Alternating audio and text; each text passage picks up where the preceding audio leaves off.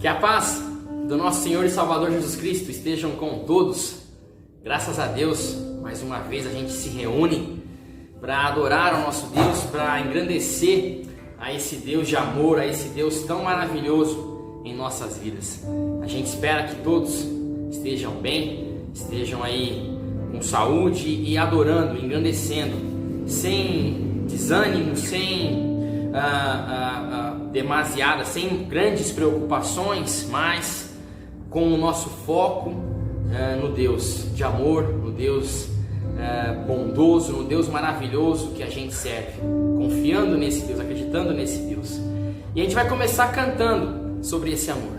A gente vai começar adorando a Ele sobre esse amor tão maravilhoso que move o que for preciso, move montanhas por amor a cada um de nós. Então, meu amigo, meu irmão, vamos adorar, vamos engrandecer ao Deus de amor. Vamos cantar a esse Deus de amor. Aleluias. Dos montes correm para o mar, teu rio de amor por mim. Eu abrirei teu coração, deixando a tua cura entrar. Me alegro por te pertencer, levantarei as minhas mãos. O teu amor me alcança e me faz louvar-te. Cantar em teu amor pra sempre. Cantar em teu amor pra sempre. Cantar em teu amor pra sempre. Cantar em teu amor. Nos montes correm para o mar, teu rio de amor por mim. Eu abrirei meu coração, deixando a tua cura entrar. Me alegro por te pertencer, levantarei as minhas mãos. O teu amor me alcança e me faz louvar-te. Cantar em teu amor pra sempre. Cantar em teu amor pra sempre. Cantar em teu amor pra sempre. Cantar em teu amor pra sempre. Teu coração exulta, de alegria eu canto. Se o mundo conhecer a ti, ele se encherá com a tua alegria. Cantar em teu amor pra sempre. Cantar em teu amor pra sempre. Cantar em teu amor pra sempre. Cantar em teu amor. Cantar em teu amor pra sempre. Cantar em teu amor pra sempre. Cantar em teu amor pra sempre. Cantar em teu amor pra sempre. Que assim seja, que a gente tenha essa confiança nesse amor tão maravilhoso do nosso Deus por cada um de nós. E se assim tivermos, nós cantaremos, nós exaltaremos, nós adoraremos esse amor tão maravilhoso do nosso Deus para sempre e sempre. Glórias ao nosso Deus. Aleluias. Graças a Deus. Quando a gente canta sobre o amor do nosso Deus, é algo muito maravilhoso para a gente. Ter o privilégio de cantar ao nosso Deus, cantar sobre o amor do nosso Deus, é ótimo, é maravilhoso. É algo que a gente não consegue medir. Isso acontece por conta do amor de Deus por nós, por conta da bondade de Deus pela gente. Salmo 52, no seu versículo 8 e versículo 9, diz assim: porém, eu sou como uma oliveira verde, que cresce próximo da casa de Deus. Eu confio no seu amor para sempre e sempre. Ó Deus, eu sempre te louvarei pelo que tens feito. Na presença dos que são fiéis a ti, anunciarei que tu és bom. E nosso Deus é muito bom, nosso Deus é maravilhoso. Cabe a gente cantar desse amor, cabe a gente se entregar a esse Deus, cabe a gente se derramar aos pés desse Deus, cabe a gente declarar o nosso amor a esse Deus, porque Ele nos ama. Cabe a gente louvar a Ele, agradecer a Ele, dizer sobre a bondade dEle, porque é um fato, Deus é amor, Deus é bondoso, Deus é maravilhoso, Deus é formoso, Deus é salvador das nossas vidas. Aleluias, glória a Deus.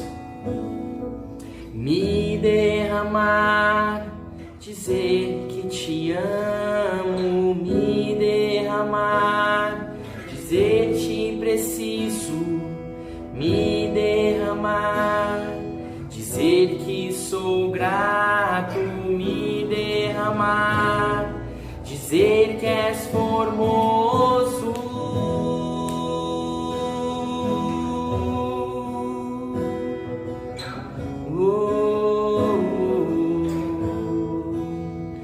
Eis-me aqui outra vez, diante de ti abro meu coração, meu clamor tu escutas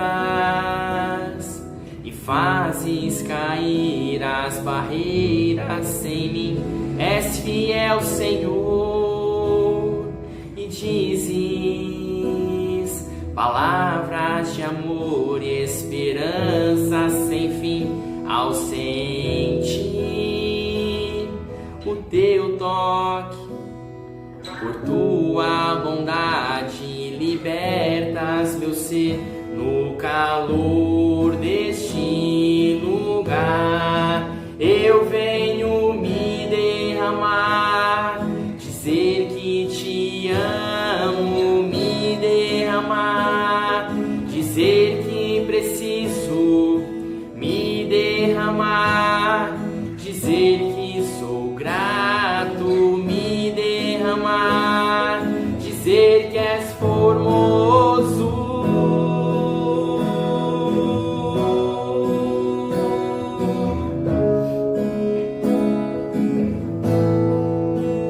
Eis-me aqui outra vez, diante de ti abro meu coração, meu clamor tu escutas e fazes cair as barreiras em mim. És fiel, Senhor, e dizes palavras de amor, esperança sem fim ao sentir o teu toque. Por tua bondade libertas meu ser no calor deste lugar. Eu venho me derramar, dizer que te amo, me derramar, dizer te preciso, me derramar, dizer que sou grato, me derramar, dizer que és formoso, me derramar, dizer que te amo, me derramar, dizer que preciso, me derramar, dizer que sou grato, me derramar, dizer que és formoso.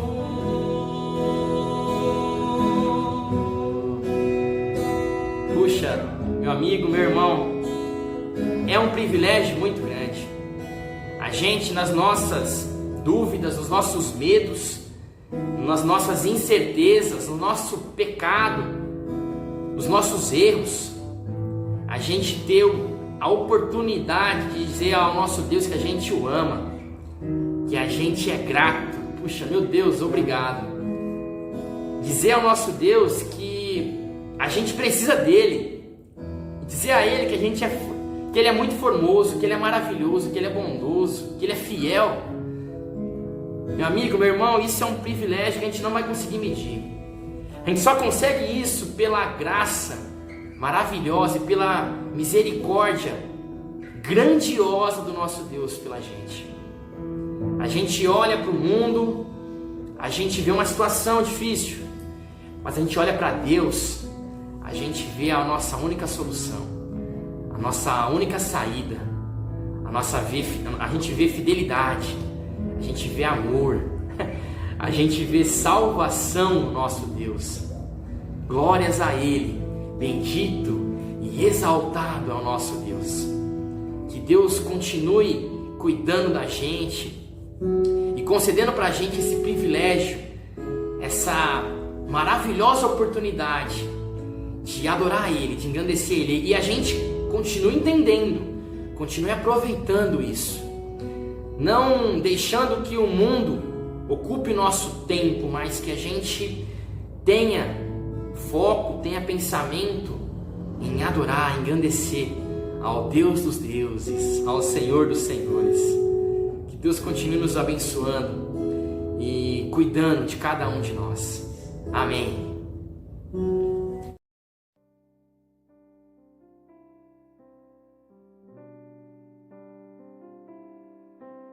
Olá, graça e paz a você que juntamente conosco está nesse momento separando aí com sua família um tempo para louvar a Deus, cultuar em família, poder orar juntos e refletir na palavra.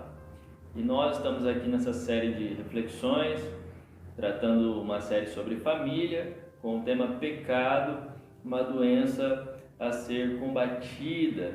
E nós já falamos aqui sobre a omissão e também sobre o orgulho. E hoje nós vamos refletir sobre maus desejos. Alguns maus desejos que temos, que são prejudiciais para a nossa vida. E aqui em especial, nós vamos falar hoje sobre a cobiça e também a ganância, que são prejudiciais para a nossa vida e também para a nossa família e aqueles que nos cercam. E partindo já para esta reflexão de hoje, o texto que nós vamos refletir está registrado no livro de 2 Samuel, capítulo 11. O texto ele vai contar a história para nós de Davi com Batseba, uma história bem conhecida por muitos, de um adultério que Davi cometeu. A palavra de Deus, ela nunca tem a intenção de esconder as falhas e os erros dos seres humanos. Mesmo aqueles que são os homens, aqui Davi é um homem considerado um homem segundo o coração de Deus, mesmo esse grande homem de Deus, a Bíblia ela não tenta esconder os seus erros. E é interessante quando a gente olha para esses personagens bíblicos e a gente vê como eles se parecem conosco, com seus erros, suas falhas e momentos que eles fracassaram na caminhada também.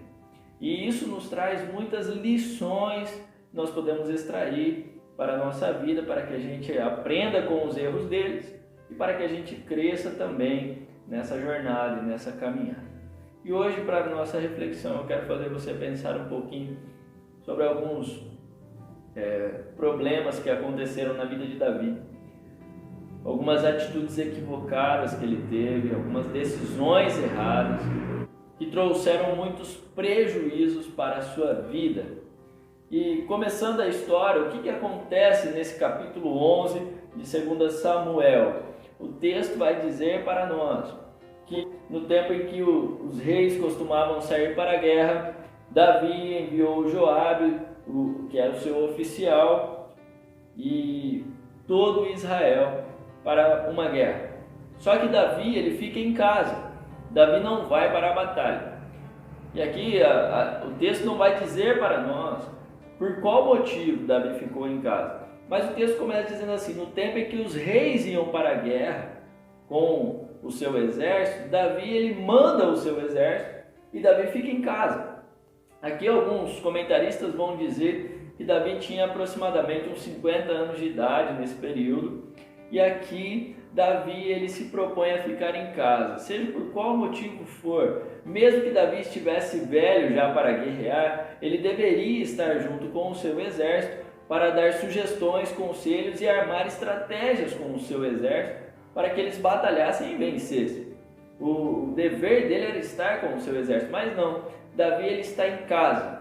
E acontece que, estando em casa, certo dia, ele levanta e vai dar uma volta no pátio do seu palácio.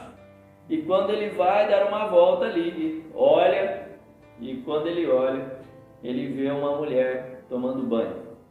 E quando ele vê essa mulher tomando banho, ele logo se interessa por ela. E o texto vai dizer para nós que quando ele se interessa por esta mulher, ele manda alguns homens ali irem perguntar sobre ela, querer saber mais a respeito dela. E aí esses homens vão até ela e descobrem que esta mulher, ela é esposa de um subordinado dele. O cara está na guerra que Davi não foi, esse homem está lá, chamado Urias, e ele está na guerra. Só que mesmo sabendo que essa mulher é casada, mesmo sabendo que ela está comprometida com outro homem, Davi ele manda que tragam ela a ele, e ele se deita com ela. Ele comete um pecado, o pecado do adultério. Não só do adultério, como da cobiça antes. Mas aqui ele culmina no adultério, se deitando com essa mulher, fazendo o que é mal aos olhos do Senhor. E aí o que acontece? A história vai continuar e vai dizer para nós que essa mulher vai embora para casa e ela engravida. E ela manda notícia a Davi dizendo: estou grávida. E Davi ele fica desesperado, ele quer esconder o seu erro. Ele manda com que Urias volte da batalha. Esse Urias volta, e quando ele volta, Davi manda ele aproveitar, ir para casa, aproveitar a sua liberdade. E aí Urias não volta para casa, porque esse homem é fiel a Davi, ao exército também, aos seus compatriotas. E esse homem fica na porta do palácio dormindo ali. E Davi ele chama esse homem para jantar com ele no momento que eles estão jantando. Davi faz com que esse homem fique bêbado, se embriague. Davi começa a encher o seu copo e não para até que esse homem fique embriagado. Mas mesmo embriagado, esse homem ele não vai se deitar com a sua mulher, porque ele entendia que ele deveria estar em guarda, assim como os soldados estavam, em solidariedade aos seus companheiros que estavam na batalha. E esse homem, mesmo embriagado, ele está agindo de forma mais sábia do que Davi são. Mas a história vai continuar e Davi vê que não tem como induzir esse homem para se deitar com a mulher dele, para que assim ele esconda o seu pecado. Davi está armando um esquema para que ele tire a sua responsabilidade daquilo que ele fez de errado e jogue essa culpa agora no marido chamado Urias. Só que Urias não faz o que Davi pediu, e aí Davi vê que não tem jeito. Davi manda uma carta com Urias de volta para a guerra. A carta vai até Joabe, oficial do exército. E quando chega Joabe, está escrito na carta de que era para mandar Urias na frente da batalha para que ele fosse morto. Olha só a que ponto Davi chega de tentar ocultar o seu erro, sua falha, o seu pecado, matando o marido desta mulher, e assim ele poderia esconder o seu erro, e aí ele assumiria esse filho, se casaria com a mulher, com a viúva. Mas toda essa história de Davi, que está registrada aqui no capítulo 11, mostra para nós qual é a gravidade de nós deixarmos com que esses maus desejos dominem a nossa vida E é isso que eu quero fazer você pensar hoje e refletir comigo aqui, neste momento, de algumas lições que nós podemos extrair desse texto, desta história e daquilo que nós precisamos fazer para que nós não caiamos no mesmo erro que Davi. Então eu quero trazer para você refletir comigo aqui nesse momento sobre algumas consequências. Quais são as consequências de agirmos em prol desses maus desejos? Olhando para a história, para esse texto aqui que fala sobre Davi com esta mulher, Davi aqui provavelmente, ele até o momento tinha provavelmente 7 esposas. Essa mulher, Betseba, vai se tornar esposa dele mais para frente na história, provavelmente seria a sua 8ª esposa. Então, provavelmente ele tem 7 esposas. Aqui, nesse momento, olhando para essa história e para essa situação de Davi, mostram uma perfeita falta de contentamento. Davi, ele não está satisfeito com a sua vida, ele não está satisfeito com o momento que ele está vivendo, ele não está satisfeito com o momento que ele tem com sua família e suas esposas, e ele acha que a grama do vizinho é mais verde. E ele começa a olhar e desejar uma coisa que não é dele. Ele começa a olhar e a querer uma coisa que não lhe pertence, e uma coisa que é contra a vontade de Deus. Mas ele quer, mas ele deseja, e ele insiste nesse erro. É uma lição para nós que, quando nós deixamos com que os maus desejos nos dominem, tudo é válido. E quando tudo é válido, nós começamos a caminhar de uma forma destrutiva contra nós mesmos e contra a nossa família e contra aqueles que nos cercam também.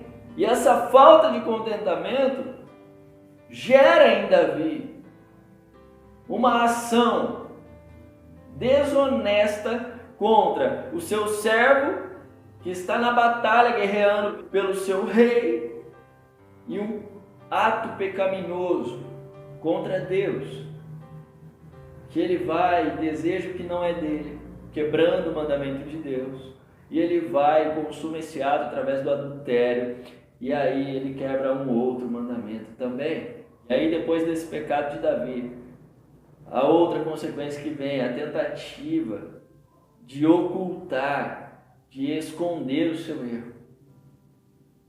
E na mente de Davi, se ele conseguisse esconder o seu erro, ele sairia ileso, ele sairia numa boa dessa situação, mas não é isso que acontece. Aparentemente, quando nós tentamos esconder o nosso erro, aparentemente, quando nós tentamos ocultar as nossas falhas, quando a gente pisa na bola, nós tentamos ocultar, parece que isso vai trazer uma tranquilidade, parece que isso vai resolver a situação, mas não é verdade. Quanto mais nós escondemos e tentamos esconder nossos erros, mais isso vai nos destruir, e mais isso irá nos afastar de Deus, e mais isso vai destruir aqueles que estão à nossa volta. Isso é o que acontece com Davi, porque ele tenta esconder o seu erro. E como que ele tenta? Ele arma um esquema para o marido dela voltar agora, para Urias voltar. E Urias volta. Fala, vou arrumar um esquema para esse cara se deitar com a esposa dele, para que ele ache que foi ele que a engravidou. Olha a mente desse cara chamado Davi. O que ele está armando? Só que esse homem Urias não vai, ele não se deita com sua esposa. E ele não vê outro meio de esconder o seu erro, ele manda com que Urias volte para a guerra, para que morra na guerra. Porque Urias morrendo na guerra, Davi pode se casar com ela agora. É uma viúva, ele pode assumi-la como marido. E ele vai esconder o seu erro agora, ninguém vai ficar sabendo. Olha a mente de Davi, como está trabalhando em prol desse mau desejo. Esse mau desejo dominou a mente de Davi e está o levando para uma destruição tanto pessoal, quanto uma destruição de uma família. Davi está destruindo um casamento. Davi está matando uma pessoa. Davi está adulterando e quebrando o mandamento de Deus. E Davi está se autodestruindo.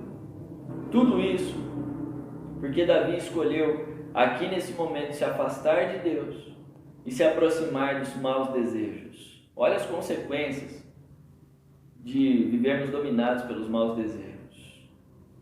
Olha quais são as consequências graves de caminharmos segundo os nossos impulsos sentimentais, os nossos impulsos sexuais, os nossos impulsos carnais. Quando nós deixamos com que nossos impulsos nos dominem, com que os nossos impulsos determinem as nossas ações, as consequências são desastrosas. E como que nós podemos vencer isso? Ou como que nós podemos lutar contra isso? Olhando para a história, olhando para a situação de Davi, nós podemos tirar algumas lições aqui para nós. Primeiro passo aqui para nós lutarmos contra os maus desejos e tentarmos vencê-los é que nós devemos ter uma vida de intimidade com Deus. Nós devemos ter um relacionamento diário com Deus. Aquele que está de pé, vigie para que não caia, não dê brechas. Nós estamos numa luta constante contra o nosso próprio eu. Eu e você precisamos acordar dia após dia e fazermos guerra contra nós mesmos. Nós precisamos lutar contra esses impulsos carnais que nos levam à destruição. Davi ele não vigiou. Davi ele deu brecha. Davi ele se afastou um pouco de Deus. Davi deixou de cumprir o que ele deveria cumprir. E isso levou a errar e a pecar. E isso devastou a sua vida e uma família. Outra lição que nós podemos extrair é lutar contra a ociosidade. Davi aqui, ele não vai aonde ele deveria ir, que era para a guerra. Por algum motivo ele ficou em casa. Mas Davi aqui, ele está ocioso. Que o texto vai dizer que ele levanta, ele vai dar uma volta. E ociosidade não é apenas a ausência de atividade, mas ociosidade também é a atividade sem propósito algum. Davi deveria ter acordado e ido exercer alguma atividade que iria distrair a sua mente e que iria exercitar a sua mente em prol de algum benefício para o reino, mas não. Davi ele vai dar um passeio ao ar livre, e ele vai gastar o seu tempo ocioso, olhando e vislumbrando uma mulher tomando banho. Uma outra lição que nós podemos extrair aqui: seja grato pelo que você tem. Davi poderia ter sido grato por aquilo que ele tinha. Deus me deu tudo que eu tenho, eu sou o rei do reino. Eu tenho esposa, eu tenho família, eu sou grato pelo que eu tenho, mas não é isso que se passa na mente de Davi nesse momento. Nesse momento, o que está se passando na mente de Davi é o desejo de ter aquilo que ele não pode ter, é o desejo de querer aquilo que não se deve querer. É o mau desejo. E ao invés dele lutar contra isso, ele deixa com que isso domine as suas ações. E uma última lição que nós podemos extrair aqui, para que a gente lute contra os maus desejos, é a lição de valorizar a sua família, pois ela é um presente de Deus. Os maus desejos, seja você pai, seja você mãe, seja você filho, filha, marido, esposa, os maus desejos, eles tendem a nos deixar ou nos tornar pessoas ingratas, pessoas insatisfeitas, pessoas que não se alegram com o que têm e com o que são. Agradeça a Deus. por quem você é, pela família que você tem. Mesmo que seja a família mais imperfeita do mundo, ela é um presente de Deus para você.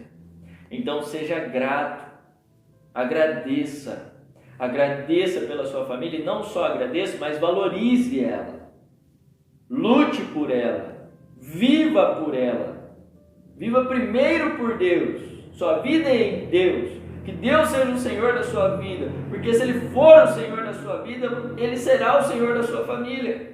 Se Deus for o centro da sua vida, sua família irá bem. Se você não desviar os seus olhos de Deus e do caminho dele, você sempre olhará para o bem da sua família. Você sempre será grato a Deus pela sua família e você sempre lutará pelo bem da sua família. Isso é um esforço diário e constante. E é necessário que lutemos, é necessário que nos empenhemos a lutar contra nós mesmos, porque o nosso pior inimigo somos nós. O nosso pior inimigo somos nós mesmos. Esses maus desejos carnais que tendem a emergir e tentar trazer ações em nossa vida que são destrutivas, assim como vimos na lição aqui da vida de Davi, com esse momento, com esta mulher. Que nós possamos agir diferentes da maneira como Davi agiu. Que eu e você possamos centrar a nossa vida em Deus, focar nele e caminhar por meio dele, nos aproximarmos de Deus, porque se nós estivermos próximos de Deus, não nos afastarmos dele, não dermos brecha, vigiarmos, estarmos atentos em todos os momentos, acordarmos e entendermos que nós não podemos dar lado à ociosidade, nós temos que dar lado às ações de batalha. Davi estaria muito mais seguro na batalha, no meio do exército, em guerra, do que no seu palácio no momento que ele estava, de tranquilidade, que trouxe uma devastação. Então pense sobre isso. Nós precisamos estar em guerra diariamente contra a nossa própria natureza carnal, porque se nós dermos lado, ela vai emergir e ela vai começar a trazer ações em nossas vidas. E essas ações são destrutivas, tanto para você, quanto para a sua família e para aqueles que te cercam. Que Deus nos ajude nessa caminhada e que nós possamos lutar constantemente contra esses maus desejos. E eu quero orar com você para que Deus te ajude, me ajude nessa caminhada e para que a gente caminhe seguros em Deus e bem com Deus e com nossa família. Pois esse é o desejo de Deus para nós. Vamos orar? Senhor, muito obrigado por esse momento, por esta reflexão. Podemos aqui pensar nessa história, nesse momento de Davi, da sua vida, de alguns erros que ele cometeu, pecou, errou, e isso trouxe vários prejuízos para ele, para aqueles que estavam à sua volta. Te agradeço, Pai, por esse momento que podemos refletir e tirarmos aqui algumas lições para a nossa vida. A minha oração é para que o Senhor nos ajude nessa caminhada, para que nós possamos lutar constantemente contra os nossos maus desejos, seja eles quais forem, seja cobiça, seja ganância, seja qual for o mau desejo, que o Senhor possa nos dar graça e força para lutarmos contra todos esses males que vêm para nos destruir e destruir as nossas famílias e aqueles que nos cercam. Que o Senhor nos ajude e que nós possamos vencer, guerrear e vencer contra esses maus desejos com a força do Espírito Santo em nós. E que assim possamos ter famílias bem estruturadas, famílias felizes, porque são gratas por aquilo que têm e são diante do Senhor, porque a felicidade não está baseada em ter, mas em ser em Ti, Pai, e que o Senhor nos ajude nessa caminhada. Nossa oração é essa, e que a Tua graça, Tua paz e misericórdia esteja sobre cada um de nós, em nome de Jesus, nós oramos. Amém. Deus te abençoe, uma ótima semana a você. Semana que vem nós vamos encerrar esta série com mais uma reflexão sobre pecado, uma doença a ser combatida. Deus te abençoe, em nome de Jesus.